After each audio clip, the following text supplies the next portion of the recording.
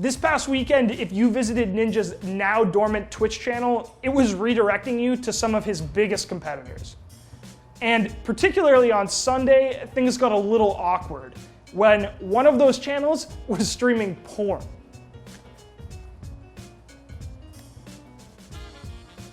So if you're a Ninja fan but have been living under a rock the last little while, he left Twitch for Mixer about a week and a half ago.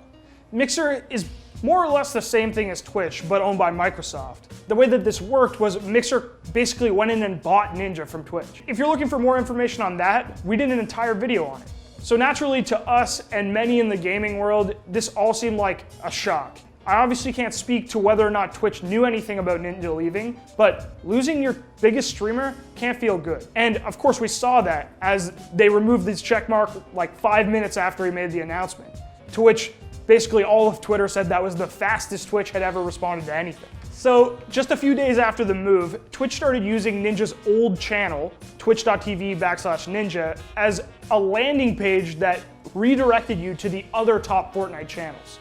So after all of that, the dust kind of settled. Ninja was still streaming to tens of thousands of people on Mixer, and Twitch was using his page this way. That is until Sunday, where the top channel Twitch was recommending on Ninja's page was showing porn. And of course, this prompted an immediate response from Ninja. And they were still using my channel to promote other streamers. Well, now there was a porn account that was #1 being recommended on my channel.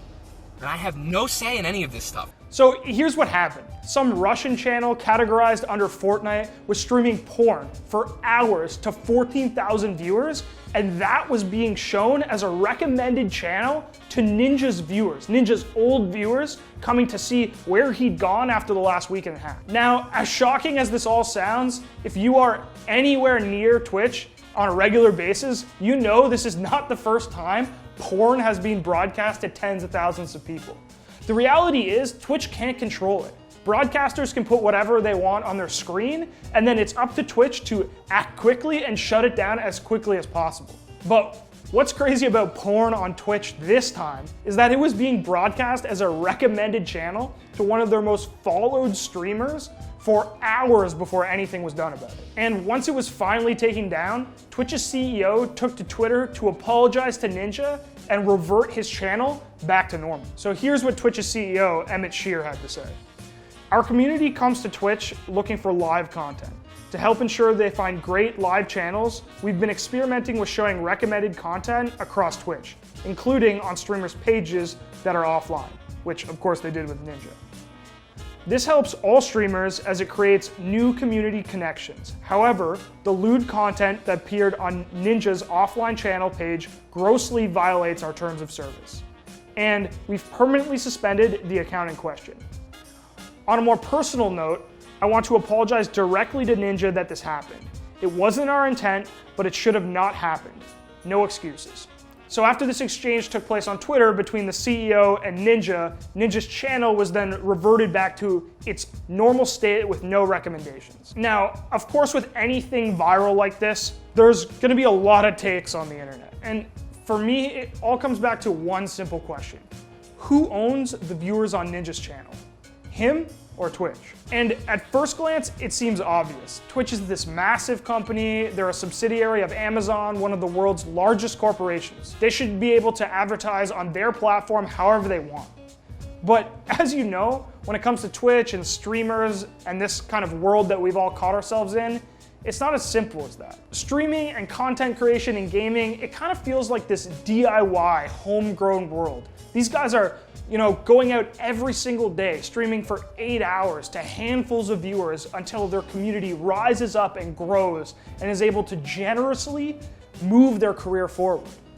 So whether it's artificial or not, there kind of always feels like this partnership, and Twitch even uses that word itself, that we hang on to as viewers and fans of the platform. So see what I don't like about the Twitch doing that is if you look at other streamers that went to Mixer from Twitch that were partnered, like look at Renee, for example, you could go to Renee's stream. It's totally fine. She's hosting people. It's totally normal. And it's right there that I think is the cause of people yelling at each other on Twitter about this. on one side, you have the people that are upset that Twitch broke this kind of social contract. On a Twitch page, it feels like every decision is made in partnership. But this time, Twitch changed Ninja's page without even talking to him. And then on the other side, you have a world full of people that think, you know, this is a massive company. They can do whatever the fuck they want with their platform. But to me, with all this kept in mind, it feels a little cheap to go onto Ninja's page and alter it in a way that he has no idea about after a couple years of him being a massive presence that brought tons of eyes to your platform. But on the other side of this equation, Ninja's not still that sort of homegrown DIY guy that we describe when we think of Twitch streamers. He's trying to grow his brand into a massive entity just like Amazon or Microsoft. We saw that this weekend when he gave out this phone number to all of his fans so that they could text him and communicate with him. So I'm giving you guys my number. You ready? It is 312-584-4684. Send me a text message right now. There's gonna be a link that's gonna follow. Fill it out so I have your information, and I'm gonna be able to contact you guys, text you guys personally, send you guys awesome videos, messages, behind the scenes of whatever event that my beautiful wife Jess and I are at, or even freaking cute, adorable pictures of our little puppies who are just laying on the couch right now. But at the end of the day, it's not like his PR company or his agency isn't going to use that data to further grow his brand. That harmless little phone number that you gave to Ninja now so you can communicate with one of your favorite streamers can be used for a number of different information gathering efforts. People working for Ninja's brand or some marketing organization out there can use that information to figure out your age, your location, your gender. And I'm not trying to say that Ninja's evil, but all of that is on the table now. All that information, it's out there.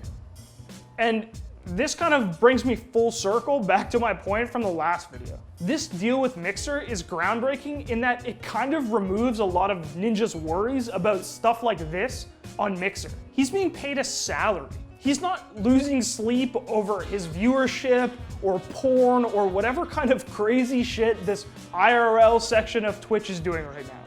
So this is the world that we live in now.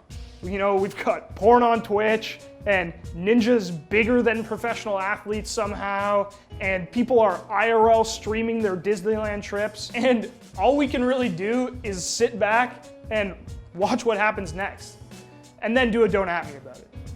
Thanks for watching. If you want more content like this, hit the sub button and ring that notification bell. For unique bite-sized videos you won't find anywhere else, hit up our Instagram, Twitter, and Facebook pages.